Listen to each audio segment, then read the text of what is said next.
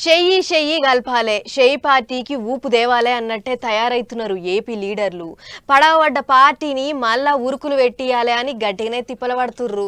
అన్నేమో గాని ఏపీ షెయ్యి పార్టీకి తెలంగాణ షెయ్యి పార్టీ లీడర్లు గట్టిగా సాధిస్తున్నారు. మేమున్నాం మీకు అన్నట్టే చేస్తున్నారు. ఇగో సీఎం రేవంత్ సరే ఏపీ షెయ్యి పార్టీల తరపున ప్రచారానికి పోయిండు. మరిగా మీటింగ్ ఎట్లెట్లా నడిచిందో ఒక్కసారి చూసేద్దాం పర్రి. అప్పట్లో తెలంగాణ ఎలక్షన్ల టైంలో నిప్పు ఉప్పు లెక్క ఇద్దరికి సింటం పడలేదు. కానీ ఇగో ఇప్పుడు చూడర్రే,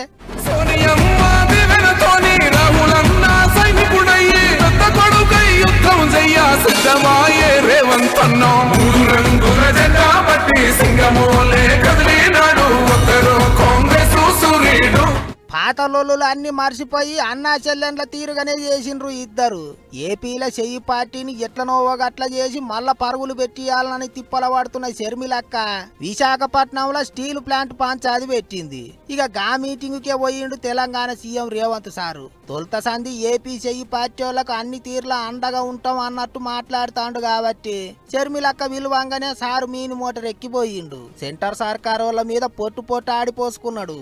కానీ మన హక్కుల కోసం, మన ఆస్తులు కొల్లగొట్టడానికి ఢిల్లీ పెత్తందారులు మన మీద దండయాత్ర చేస్తే మనం తెలుగు వాళ్ళం, మనం అన్నదమ్ములం, ఒకరికి ఒకరం అండగా నిలబడి ఢిల్లీ నుంచి సుల్తానులు వచ్చినా, జాగీర్దారులు జమీందారులు వచ్చినా తెలుగు గడ్డ మీద ఇటుక పెళ్ళను కూడా తీయలేరు, విశాఖ ఉక్కును ఒక ఇంచు కూడా కదిలించలేరు అని చెప్పి నేను ఈ సందర్భంగా తెలియజేయదలుచుకున్నా.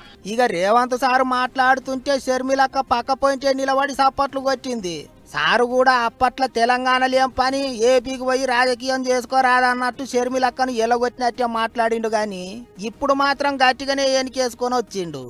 వాస్తవంగా నేను ఈ సభకు రావాలనుకున్నప్పుడు కొంతమంది మిత్రులు అన్నారు, అక్కడ కాంగ్రెస్ పార్టీ లేదు కదా, మీరెళ్ళి సభ వైఫల్యం చెందితే మనకు చెడ్డ పేరు వస్తుంది కదా అని.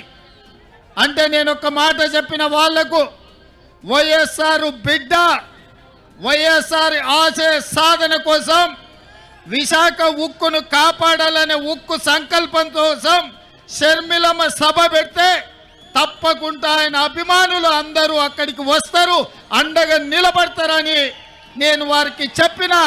మొత్తానికి ఏపీల పడావు పడ్డ షెయ్యి పార్టీని ఎలుగుల చేస్తేందుకు గట్టిగానే తిప్పల పడతారు. మరిగ తెలంగాణ లీడర్ల ముచ్చట్లతోని ఏపీ షెయ్యి పార్టీ ఏ పార్టీ ఎగురబెడుతుందో చూడాలి.